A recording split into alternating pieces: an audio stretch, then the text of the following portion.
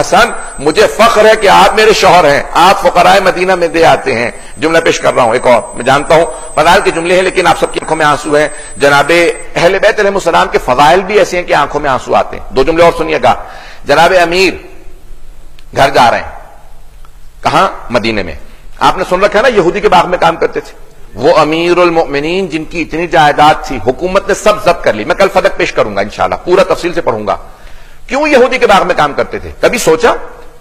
وہ علی جن کے اپنے اتنے باغات تھے، اتنی جائیداد تھی، اتنے مولا نے خود باغ کو آباد کیا تھا، یہودی کے باغ میں کام کیوں کر رہے ہیں؟ حکومت نے سب کچھ چھین لیا. کیوں؟ فقر و فاقہ ہوگا تو کوئی ساتھ نہیں دے گا. اچھے وقت میں سب ساتھ دیتے ہیں، برے وقت میں ساتھ دینے والے کا پتہ چلتا ہے. مجھے نہیں معلوم کتنے لوگ ہیں میرے ساتھ. نہیں، اچھے وقت میں سب ساتھ ہوتے ہیں، برے وقت میں پتہ چلتا ہے کون شیعہ ہے کون نہیں ہے.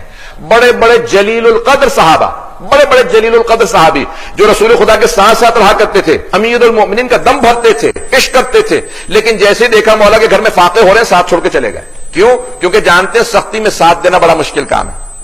توجہ کیجیے گا جانے گرامی. مولا یہودی کے باغ میں کیوں کام کر رہے ہیں؟ اس لیے کام کر رہے ہیں کیونکہ حکومت کی طرف سے پابندی تھی علی کو کوئی مزدوری نہیں دے گا.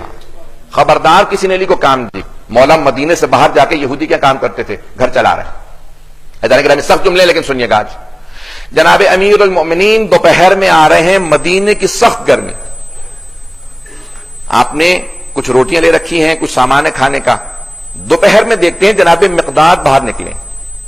فوراً سوال کیا، مقداد دوپہر کی اس گرمی میں آپ باہر ہیں، گھر میں آرام نہیں کر رہے؟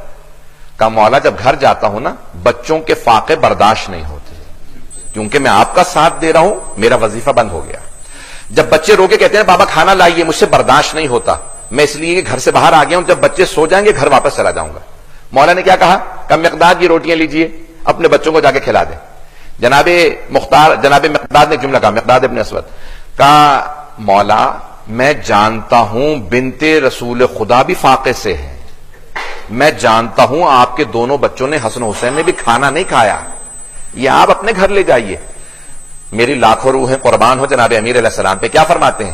کہ مقداد میں فاطمہ حسنین زینب ہم دوبارہ فاقہ کر لیں گے، لیکن نہ حسنین برداشت کریں گے نہ فاطمہ، نہ میں برداشت کروں گا کہ مقداد کے بچے بھوکے رہیں. اللہ اکبر، میری لاکھوں روحیں قربان ہوں. مولا کتنے بعظمت ہیں.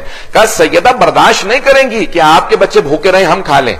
وہ علی جن کے کہنے پہ دسترخوان نازل ہوتا ہے، جن کے اشارے پہ پتھر سونے میں بدل جاتا ہے، لیکن مولا اپنے لیے یہ سارے معجزات نہیں کرتے. فاقہ کروں گا پروردگارا، میں صبر سے دامن نہیں چراؤں گا. جملہ پیش کر رہا ہوں.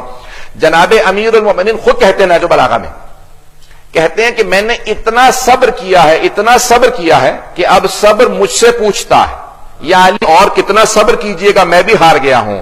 مولا فرماتے ہیں صبر میرے سامنے ہار گیا ہے، میں جیت گیا. اللہ